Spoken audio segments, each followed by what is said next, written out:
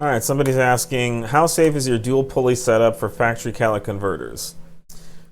Generally, it's safe. There's nothing inherently dangerous about our tune.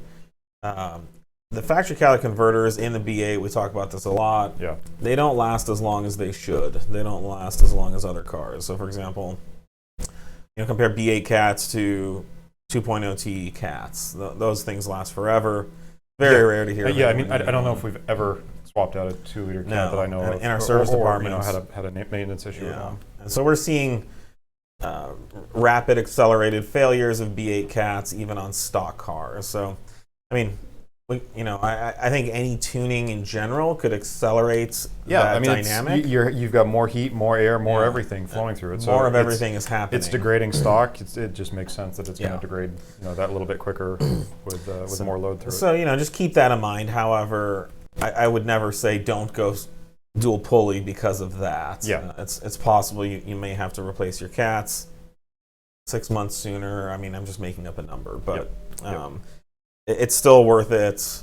As far as the dollars per smile goes, it's a very, very high and that's mod. It easily pays for replacement cats. Yeah, that's every that mod are going to fail anyway. That's every mod you do to your car typically. There's a compromise. There's a shortened maintenance lifespan or maintenance interval, or something to that effect. So it's you got to really weigh those pros and cons and figure out what works for you. If you want the longest lasting everything, then modding the car is usually not the way to go. Yeah, right. Yeah, and that's true. And if you're looking for the most reliable car that never breaks down, Audis aren't bad, but they're not bad. I think our service generally department a Toyota or a Honda is probably going to be our service department does well with them.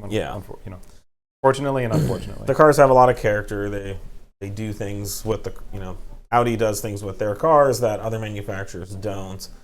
You don't see a lot of supercharged or turbocharged, four-door sedans from Toyota.